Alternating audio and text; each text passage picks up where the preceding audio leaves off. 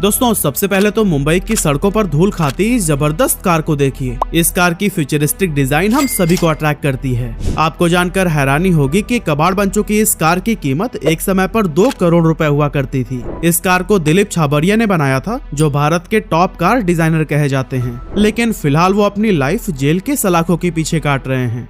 अगर आपका जन्म लेट 90s में हुआ था तो मैं दावे के साथ कह सकता हूँ कि बचपन में ये आपकी ड्रीम कार जरूर रही होगी। जी हाँ, मैं बात कर रहा हूँ टार्जन की, जिसे हमने साल 2004 में आई movie Tarzan the wonder car में देखा था। टार्जन दिलीप छाबरिया का एक ऐसा प्रोजेक्ट था जिसके जरिए वो इंडिया की अपनी सुपर कार को लॉन्च करने का सपना देख रहे थे। लेकिन फिर ऐसा क्या हुआ कि torsion the wonder car real life में कोई वंडर नहीं कर सकी, और करोड़ों रुपए का वो कौन सा स्कैम था जिसने इंडियन कार मॉडिफिकेशन के किंग कहे जाने वाले दिलीप छाबरिया को जेल तक पहुंचा दिया। चलिए सब कुछ थोड़ी डिटेल में जानते हैं।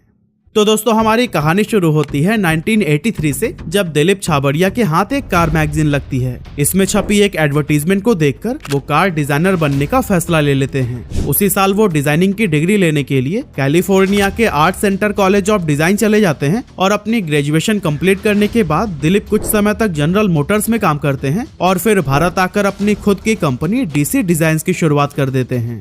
दिलीप छाबरिया अपनी शानदार डिजाइनिंग स्किल से कई एग्जिस्टिंग कार्स को मॉडिफाई करते हैं और इंडियन कार मार्केट में बहुत पॉपुलर हो जाते हैं। इनकी स्किल्स और पॉपुलैरिटी का अंदाजा आप इसी बात से लगा सकते हैं कि साल 2003 में British luxury sports car manufacturing company Austin Martin ने भी अपनी विंटेज कार का एक प्रोटोटाइप इन्हीं से ही डिजाइन करवाया था, जिसे कि उसी साल हुए डेट्रॉइट मोटर शो में भी शोकेस किया गया था। एस्टन मार्टिन की ये कार काफी पॉपुलर हुई थी, जो कि दिलीप छाबरिया की स्किल्स पर मोहर लगाती है। कार मॉडिफिकेशंस के बाद साल 2004 में दिलीप छाबरिया कार मैन्युफैक्चरिंग में उतरते हैं और भारत की पहली सुपर कार लॉन्च करने का सपना देखते हैं। इस कॉन्सेप्ट का नाम था टार्जन, जिसको पॉपुलर बनाने के लिए दिलीप छाबरिया ने पूरी मूवी ही बना डाली थी। कहने को तो ये यूनिक मार्केटिंग स्ट्रैटेजी थी, पर torsion the wonder car box office पर फ्लॉप साबित हुई। इसको 14 करोड़ रुपए के बजट से बनाया गया था, और मूवी को ऑडियंस के बीच पॉपुलर बनाने के लिए अजय देवगन जैसे बड़े स्टार को भी जोड़ा गया था। लेकिन इसका कोई खास असर देखने को नहीं मिला, और बॉक्स ऑफिस पर यह मूवी महज 6.2 करोड़ की ही कमाई कर पाई। हालांकि जब टार्जन द वंडर कार को टेलीविजन पर ब्रॉडकास्ट किया गया तब इसे जबरदस्त व्यूवरशिप मिली, और आज भी हम सभी इसे बचपन की एक खूबसूरत मेमोरी के तौर पर याद करते हैं। पर दोस्तों यही बात है दिलीप छाबरिया के ड्रीम प्रोजेक्ट पर बैकफायर कर गई, क्योंकि इसको पसंद करने वाली ऑडियंस एडल्ट नहीं बल्कि बच्चे थे, जो कि जाहिर सी बात है कि इस कार को नहीं खरीद सकते थे।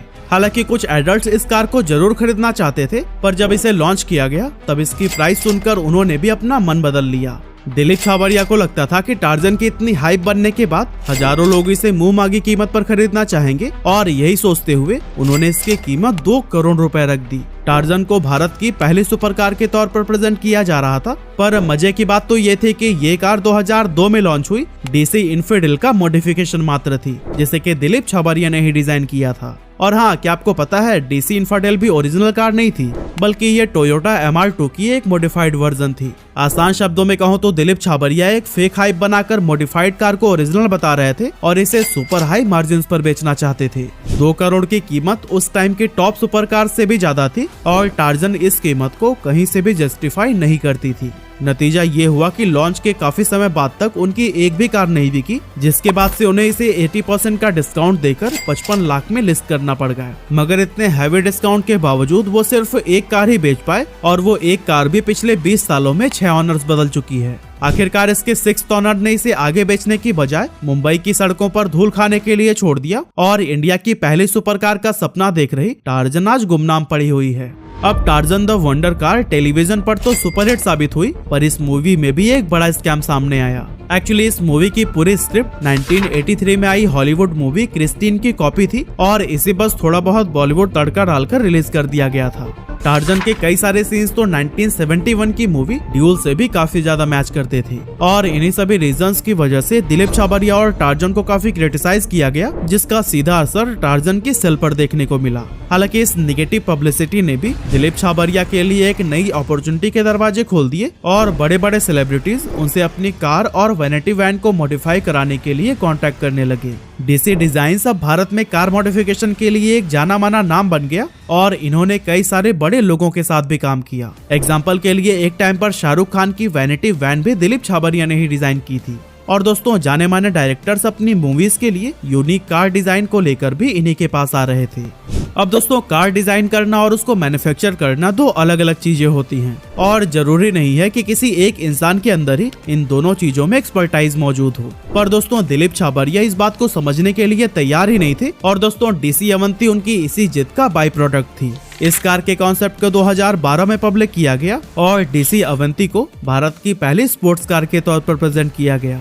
न्यू दिल्ली में हुए ऑटो एक्सपो के दौरान खुद अमिताभ बच्चन ने ही इस कार को अनवील किया था और अपनी पिछली गलतियों से सबक लेते हुए दिलीप छाबरिया ने इसकी कीमत सिर्फ 30 लाख रुपए रखी थी, जो कि एक स्पोर्ट्स कार के लिए काफी अट्रैक्टिव प्राइस थी। डीसी अवंती ने इंडियन कार मार्केट में सनसनी मचा दी थी और इस कार को मेड इन इंडिया के तौर पर प्रेजेंट करके डीसी डिजाइन्स ने लोगों के बीच इसको लेकर काफी देशभक्ति जगा दी। यहाँ तक कि भारत के लोग इसे लैम्बोर्गिनी और फेरारी से कंपेयर करने लगे। हालांकि 2015 में जब इसे लॉन्च किया गया तो लोगों का ये कंपैरिजन बिल्कुल सही साबित हुआ, क्योंकि डीसी अवंती की डिजाइन लैम्बोर्गिनी और फेरारी से ही कॉपीड थी।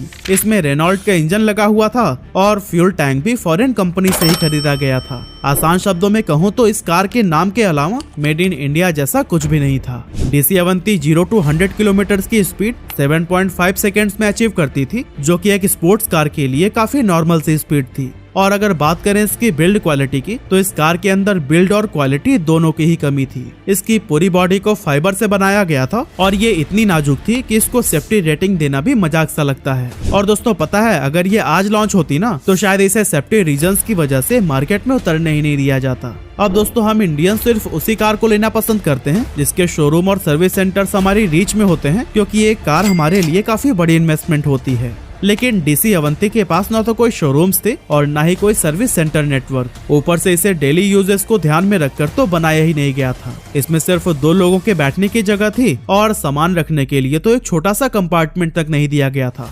डीसी अवंती जिन बड़े बड़े एक्सपेक्टेशंस के साथ मार्केट में आई थी वो बुरी तरह से फेल हो चुकी थी और यही कारण है कि सिर्फ 127 लोगों ने इस कार को खरीदा और टार्जन की तरह ये भी एक बहुत बड़ी फेलियर साबित हुई। हालांकि दोस्तों डीसी अवंती की कहानी सिर्फ फेलियर तक खत्म नहीं हुई, बल्कि इसने दिलीप छाबरिया को जेल की सलाखों तक पहुंचा दिया। इस कार की न के बराबर सेल्स और इसके मैन्युफैक्चरिंग में हुए बेशुमार पैसों को रिकवर करने के लिए दिलीप छाबरिया ने एक ऐसे स्कैम को अंजाम दिया जिसे सुनने के बाद आपको अपने कानों पर विश्वास नहीं होगा। अब ये कहानी तब शुरू हुई जब तमिलनाडु में रहने वाले एक आदमी की DC Avanti car traffic rule तोड़ने के इल्जाम में पुलिस की भीड़ चढ़ गई। जब पुलिस ने इस कार का चालान बनाने के लिए इसको चेक किया तो उन्हें पता चला कि सेम इंजन और चेजिस नंबर की कार हरियाणा में भी रजिस्टर्ड है। इस कार के ऑनर ने तो डीसी अवंती तमिलनाडु में ही खरीदी थी और हरियाणा तो वो कभी गया भी नहीं था। और इस इंसिडेंट को लेकर उस इंसान और तमिलनाडु पुलिस ने दिलीप छाबरिया से कांटेक्ट करने की ट्राई की, लेकिन सामने से कोई जवाब नहीं आया। इसके बाद से उन्होंने मुंबई पुलिस को इस पूरी घटना की जानकारी दी। अब जब मुंबई पुलिस ने इस पूरी घटना की गहराई से जांच की तो उन्हें पता चला कि ऐसा सिर्फ 1-2 कार में नहीं बल्कि डीसी अवंती की 90 से ज्यादा कार्स में किया गया है।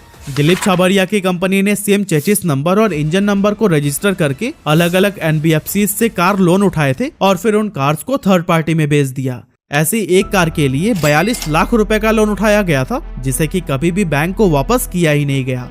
अब आपको हम जानकारी के लिए बता दें कि हर कार का अपना एक यूनिक चेसिस नंबर और इंजन नंबर होता है, जो कि उसके ऑनर की पहचान करने के लिए इस्तेमाल किया जाता है। और कार लोन लेने के दौरान बैंक इससे जुड़ी इन्फॉर्मेशन अपने कस्टमर से जरूर लेते हैं। इस फाइनेंशियल स्कैम को अंजाम देकर दिलीप छाबरिया ने न सिर्फ डीसी अवंती की सेल्स को गलत तरीके से बढ़ाया, बल्कि भारत सरकार और हमारे बैंक्स को भी करोड़ों का चूना लगा दिया। एक एस्टिमेट के अकॉर्डिंग इस स्कैम से भारत सरकार को करीब 40 करोड़ रुपए का नुकसान हुआ और बैंक से भी 10 करोड़ से ज्यादा का लोन रिलीज किया गया, जिसे आज तक रिकवर नहीं किया जा सका है। इन एलिगेशंस के बीच दिसंबर 2020 में दिलीप छाबरिया को अरेस्ट कर लिया गया। हालांकि 2021 में उन्हें कुछ समय के लिए बेल तो मिली थी, पर फिलहाल वो जेल में ही अपनी जिंदगी काट रहे हैं। दिलीप छाबरिया का आरोप है कि ये सब उनके एक्स पार्टनर और डीसी डिजाइन्स के को इन्वेस्टर किरण मूलचंद का किया धरा है, जो कि कंपनी में 52% का शेयर रखते हैं। उनका कहना है कि किरण मूलचंद ने स्पोर्ट्स कार की मैन्युफैक्चरिंग के लिए कंपनी में 150 करोड़ की फंडिंग लाने का प्रॉमिस किया था, लेकिन बाद में वो अपने वादे से मुकरने लगे।